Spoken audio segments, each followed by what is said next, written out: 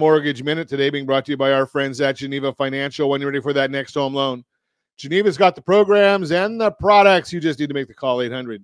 800-306-1990, 800-306-1990. And every day this time, OBMMI, they provide the most comprehensive, accurate, timely, and interactive analysis of pricing ever conducted in the mortgage industry, calculated from 35% of all mortgage transactions nationwide.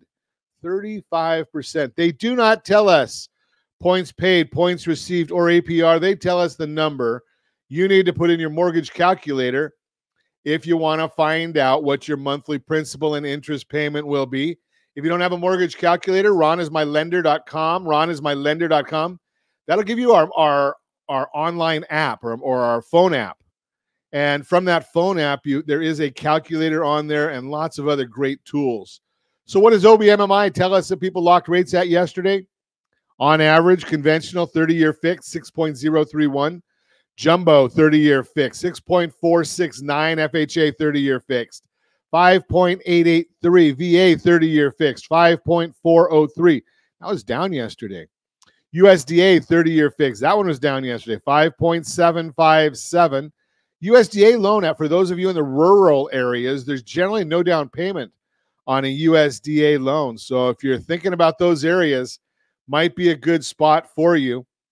And I'm going to tell you a little bit more about what's going on with the mortgage rates. But if you want our thoughts on the mortgage world and where the markets are heading every day as early as the data allows, we do put out a report, rsrlinks.com/market minute, rsrlinks.com/market minute. We put that report out.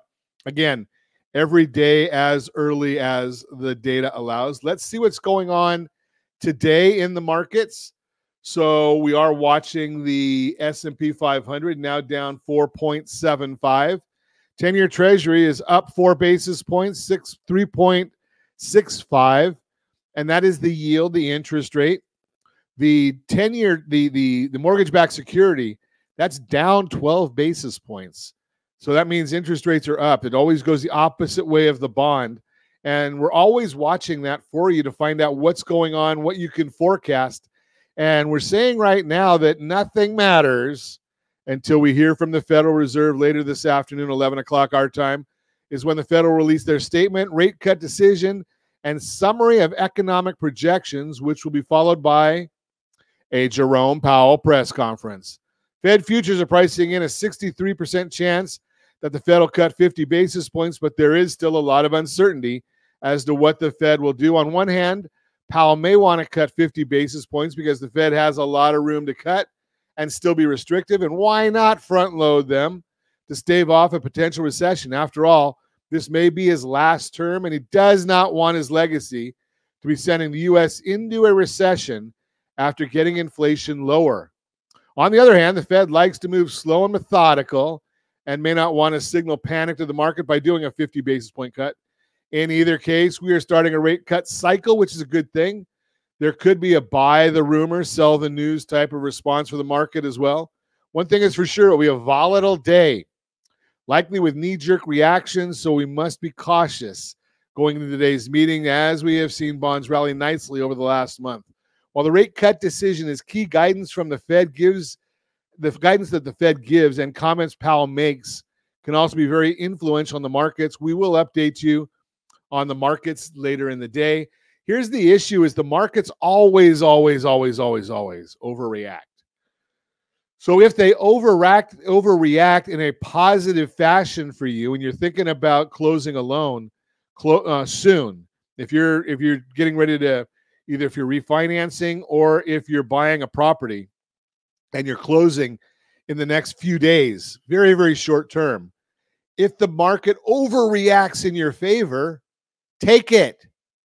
Otherwise, we're looking at an extended period of time where we're looking at the markets continuing to improve, or the Federal Reserve's numbers continuing to improve.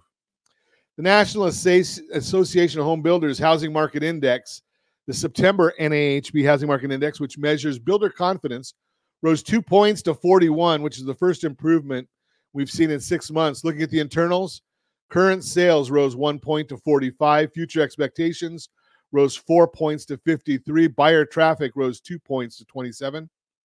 With the overall index below 50, builders are still pessimistic, but we saw improvements in each component, and they are clearly feeling better about the housing market over the next 6 months, with future expectations jumping 4 points and back into expansionary territory above 50. The NAHB chairman, Carl Harris, said, quote, "Thanks to lower interest rates, builders now have a positive view for future new home sales for the first time since May 2024. However, the cost of construction remains elevated relative to household budgets, holding back some enthusiasm for current housing market conditions. Moreover, builders will face competition from rising existing home inventory in many markets as the mortgage rate lock in effect softens with lower mortgage rates. The share of builders cutting prices dropped in September for the first time since April, down 1 point to 32%. Additionally, the average price reduction was 5%, the first time it has been below 6% since July 2022.